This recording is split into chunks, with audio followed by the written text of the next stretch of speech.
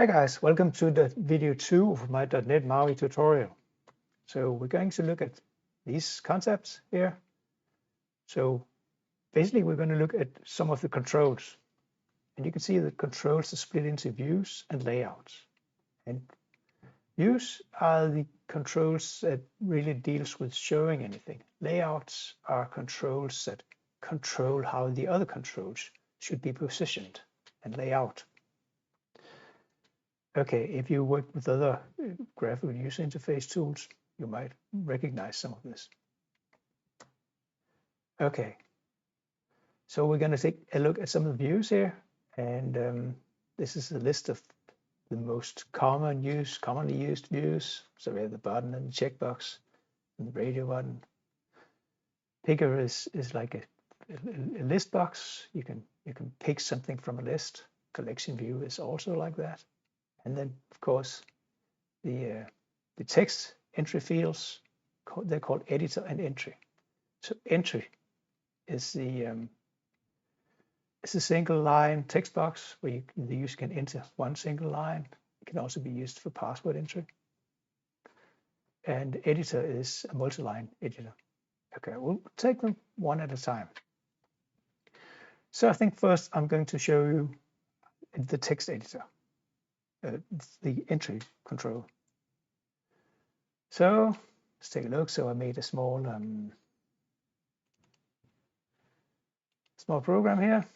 So you can see that I have a project. It has many pages. I've added pages to it. And the way to control which one I want to show when I run the application is to go into app shell.xaml. Here you can choose which one. So I chose entry now, and that's this XAML file and the corresponding code behind file. And let's take a look what I have. So we're not into stack layouts, we're not into layouts yet. So let's just focus on these two controls here. So we have a label and an entry field. And you'll notice that I gave them names. So name is a property that I think all controls have, but it's put inside this namespace here. So you need to prefix it with X colon. So I've given it, again, this label some options as to how to focus it in the layout. And the entry also have a name. And also a text changed event listener, but we'll get back to that. But let's see how this looks. Let's try and run it. Okay, here we are. So the label seems to be missing. That's really strange, isn't it? But let's take a look again. There's no text, right? So enter something below. Okay, let's see what happens now. Okay, so now you see that the label is there. It says enter something below, and I have the entry field to type something. Okay. Yes, so it's good. And you may have noticed that it was centered. Horizontal options equals center. And I want to show you again how fairly nice the XAML editor is. So you get, obviously it helps you with the IntelliSense, and more IntelliSense here. So I think that's pretty nice.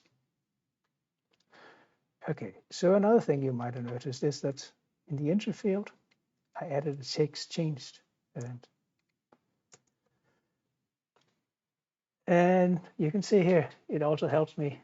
Do you want to use the method you already created, or you want to make a new event handler? If I type double-click new event handler, it's going to create a new event handler. Okay. Here, If you didn't want that, you just delete it, go back and change here.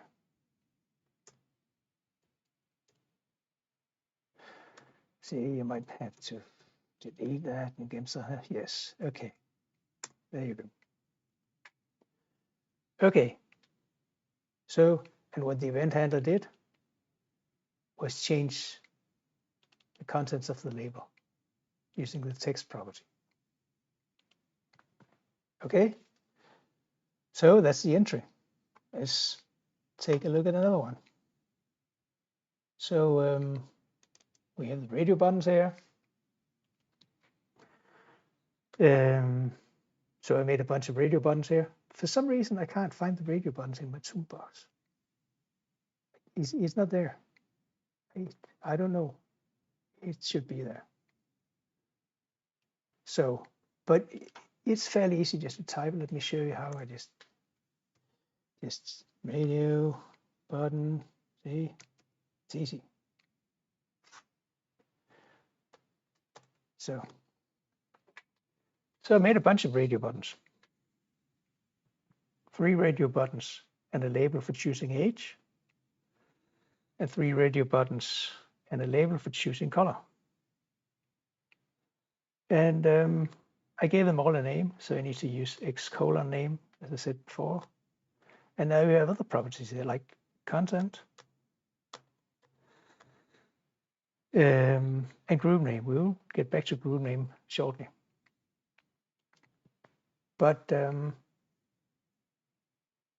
let's see how this works. And if I want to run this, we need to go to the app shell.xaml and type radio buttons instead. No. So radio doesn't show. That's really strange, huh? Because many of the other ones are there. See, DockLayout, grid. You'll recognize them on the left-hand side here. And it's not in here. Wow, let's go out and check it out. What does it say? It doesn't say radio buttons here. Let's take a look at this one. Ah, see, there it is. This is like a class, and it has 2 parts of it. That's why the partial is there. And it's called option buttons. See, even though the file is called radio buttons, the class is called option buttons. And let's take a look at this one. See, it says x:class option buttons. That's how they're connected. The 2 files, the XAML file and the code behind file. Okay, so I need to go over here and write option buttons. Okay, now it should start. Okay, so here it is. So notice I can pick these and select these. It turns red. I'll show you why in a minute. But what you should notice is these 2 groups are independent of each other. And it's very important with radio buttons that you have the possibility to make these independent. So let's see why that is. That is because of this group name property. You see, these 3 radio buttons have the same group name, namely choose age. Okay, and that's like the simplest way to group radio buttons, by giving them a group name. You can also put them in different containers, but I think this is the preferred way of doing it. Okay, so why did the radio buttons turn red? That's because I put a check changed on them to give them an event handler. Let's see what that does. It simply looks at what was the value, was it selected or not? You can get that from this check change event args. and then you change the background color. So the center is the one, the radio button you click on. You have to cast it to a radio button and then change its background color. And depending on whether it was selected or not. You could also cast the center to a radio button and check whether it was check on the is selected value or not. Okay, so that was it for radio buttons. Let's go back to here and see where I'm not going to show you all of these, but there are, I might show you some of the examples. Here's the radio button and the check changed event. Okay, so what I want to move into is layout properties and components. I'm sure most of you, I'm sure you'll be able to handle the different kinds of controls, figure out what they are, Google all the properties and how to use them. Okay, layouts can be slightly more difficult. And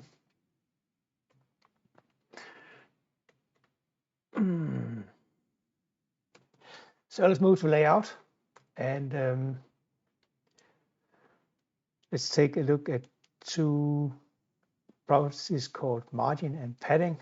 So I'm going to go to, so I change to my option buttons, and which are filled with radio buttons. And if I want a bit more space between them, what I can do is I can put either some margin or some padding, and we're going to look at the difference. Let's first find a nice picture and see how to write this. So for instance, here you have a margin of 0, 20, 15, 5. So what does that mean? Well, it basically means that you have a left margin of 0, top margin of 20, right margin of 15, and the bottom margin of 5. So let's try to do that. The radio button here. So we type margin again. So should we have, so which was which? Top and the bottom margins maybe. Put something on those, and maybe a left margin. Maybe 50 as a left margin, and 20 is the top margin, and 0 is the right margin, and 20 is the bottom margin. And let's just copy that to the rest of them.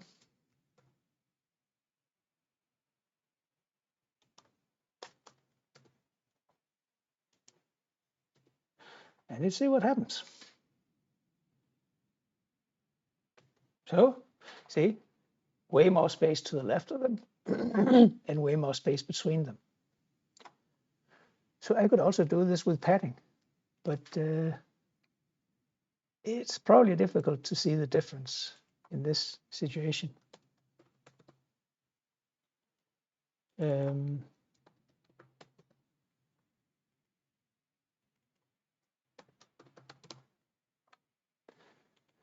Let's try and run it again. Oh, holy mackerel. Padding doesn't seem to have any effect on radio buttons. So, but in general, the difference is that padding is like the distance between the control's outer border and the area of its children, whereas margin is the distance to the next control. And this can have an effect, for instance, if you change the background color of a control such that you can see where the control stretches to, or you give it a border, then you'll be able to see where the control stops and where its contents stops. And so the blue area is where the children are, all its contents, and this border around the yellow is the entire control. And the margin is the distance to the next control or to the surrounding container. Okay, you can play with that a little. It's nice to know that there's a difference. Okay, so the next thing is vertical options versus horizontal options. So I think I already showed you that in one of them, probably in this one. Yes, so you see my label in my text entry example had horizontal options center, and the possibilities are basically center, end, and start. And you can have a fill also, but we're going to wait with that. But the point is, of course, how is it going to be aligned? So start means it's here, center is here, and end is here. Okay, and horizontal options, start is positioned here, center is in the middle, and end is at the end. And it's really the container that defines how this should be interpreted. So you can see fill was also another option, means that it should take out the entire space in the vertical direction or in the horizontal direction. Okay. Yeah, and fill is the default actually. That's why if I didn't do anything, the control would just fill the entire space. So so I took my entry example and my text entry example and tried to change vertical options on that to center, but that does not seem to have any effect. It still fills out. So basically the container has a lot to say what should happen, right? And the last part of this is requests for size. So you have minimum and maximum width requests, minimum and maximum height request, and then width requests and height requests. And I believe that they're called request, all of them, because it's a request that the control says, I would like to be like this wide, for instance, but the container defines what should happen. So now I changed my entry field to have a width request of 30, and let's see what happens. So now we had some effect. See, not a lot of space to type on.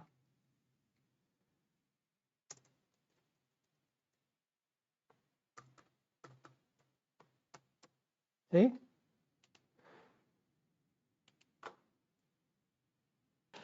So let's look at a concept called layouts.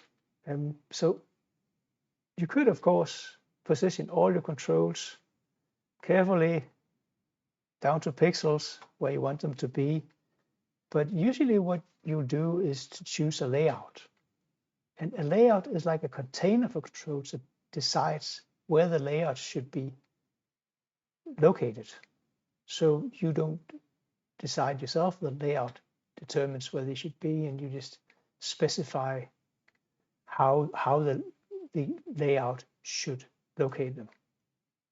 And we already saw one layout here, namely the vertical stack layout that locates all controls that's contained within it vertically, naturally. So maybe we should take our example here and change that to horizontal stack layout. Horizontal stack layout, and notice it automatically changes the ending tag. Let's see how that works. So now it's different. The label is here, and the entry field is here. And notice how the layout makes sure to adjust where the controls are located. Okay. And of course, this one is very tall, but that's, again, the layout decides that. I could give it a max height request if I wanted to.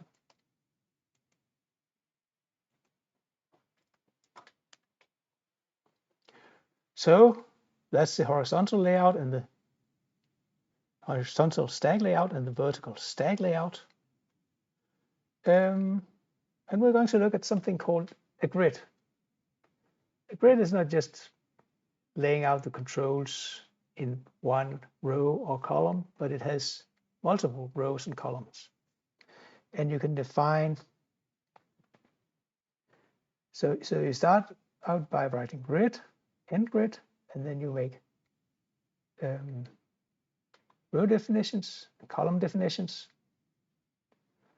And I think something is wrong with this example. Actually, I think the label should have been inside the grid tags, but we'll go to the example shortly. So, but you can decide, for instance, how should the row definitions be? For instance, you can see we have 3 rows here. The third one is 100 pixels high, and the other 2 are sharing the rest of the space with twice as much for the first than as the second. So this one gets 2/3 and this one gets 1/3 of the remaining. The columns, 2 columns, are the same width. Okay, let's go see the example. I think it is here. Yes. So we have the grid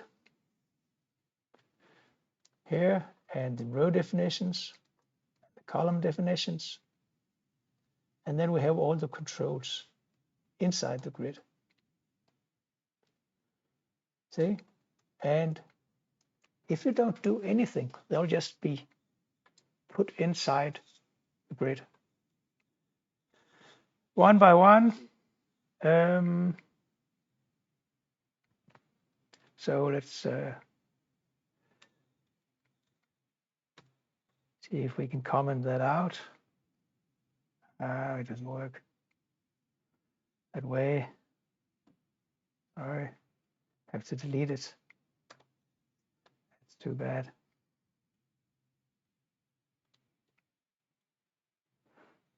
I'll delete that while you're not watching. Okay, so any mention of the grid inside the controls now is disappeared.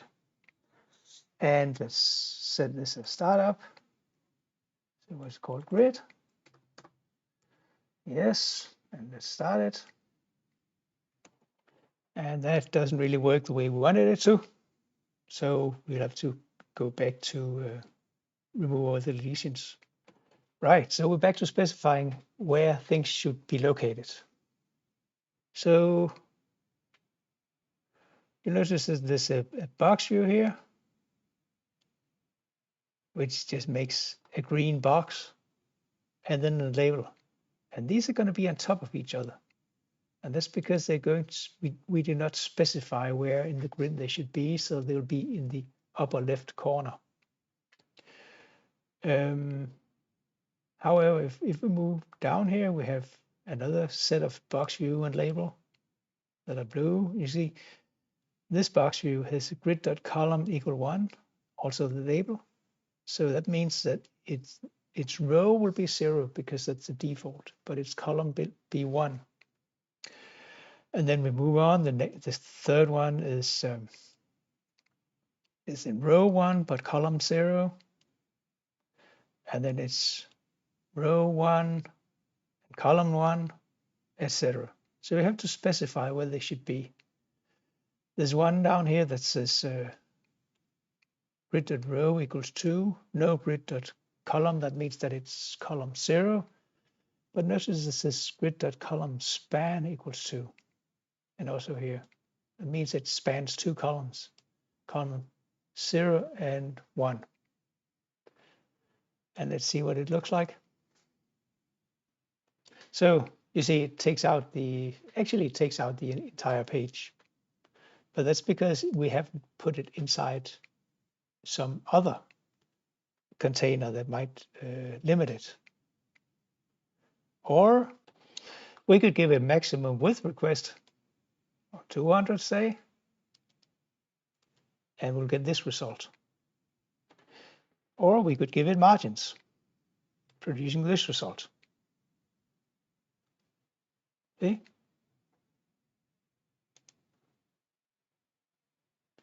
Okay. Enough on the grid. Let's take a look at these stack layouts, horizontal stack layout and vertical stack layout. I already showed you those, but there's a third one called stack layout, which has an orientation which can be vertical or horizontal. So it's generic, and if you want, for instance, let's say you want a button allowing the user to switch between horizontal or vertical, then this might be what you want to go with.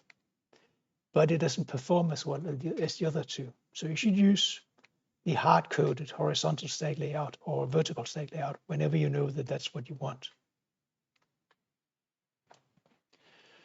Okay, so you should also know about these layouts that they can be nested. So here's an example with a grid, and inside grids are two stack layouts, a vertical stack layout and a horizontal stack layout. So this one is in row 0 and column 0.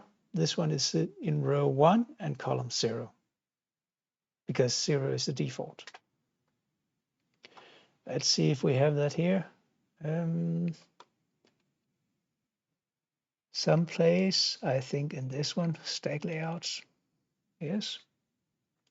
Okay, so we have two rows in our grid and two layouts positioned in those. Let's see if we can run this. Stack layouts. Yes.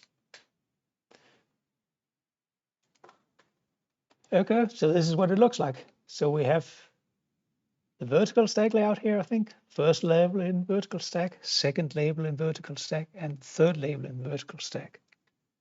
And then we have the horizontal stack layout with the three labels here. So it's all put inside the grid. Now I could make the grid have, like, for instance, more rows and 2 or 3 columns, and it would be, and I could put stack layouts inside each of them, or some other layout.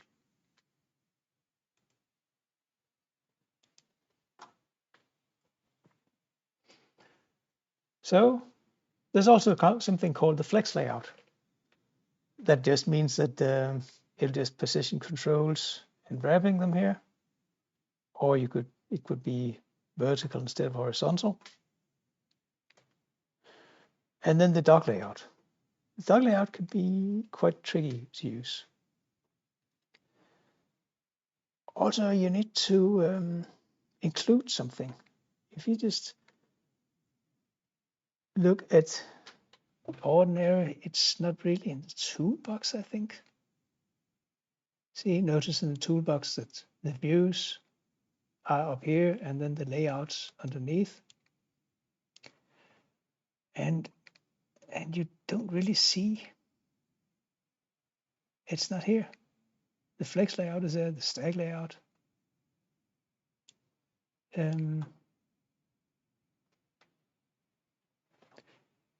So what you need is a reference to a toolkit, community toolkit. And you can see I removed it now and everything is fucked up. Nothing works, right? So what you do is you right click here and you say manage NuGet packages. And you say browse. And you need to find this community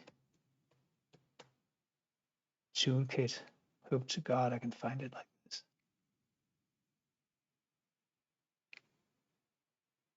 MAUI community toolkit. I think it's this one, but otherwise you'll have to experiment or Google it, of course. Nice, stable, yes. Install, yes. Takes a while. I'm going to spare you the agony. And we get this. And you have to make sure you read this. This is like readme.txt. You don't ever read that, right? But in this case, you must, because you need to include this in your MAUI in your program. So in your MAUI program.cs file, so do I have a MAUI program.cs? Yes, I do, indeed. And I think actually I already included it. There you go. Okay. So enough with that. And then there's one more thing you need. So I simply Googled MAUI DockLayout and I found this one.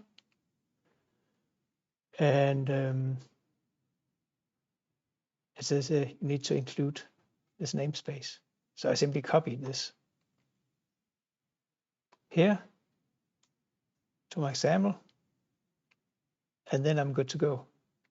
I need to prefix with toolkit : or whatever you wrote here. It doesn't matter. Then it works.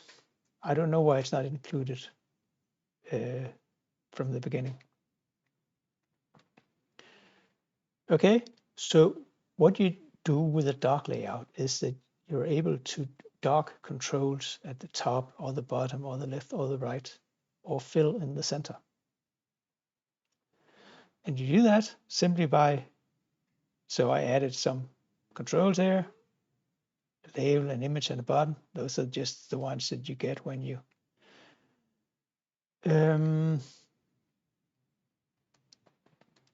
create the default page. And I put them inside this dock layout. And what you do is you write dock layout the dock position equal top or none or bottom or whatever you want. See, 5 options. This is not anything to do with that. Okay, so let's see how that looks. We have to change dock layout.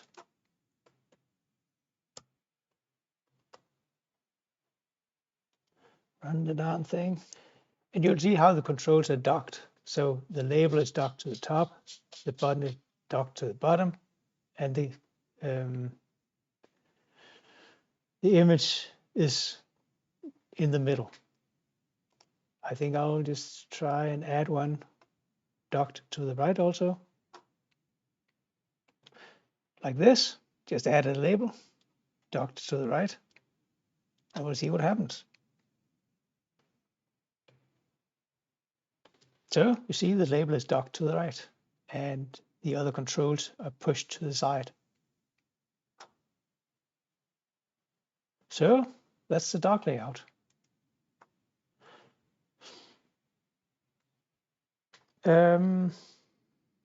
Yes, now you should try some of this yourself and before you move on to the next video. Have a nice day.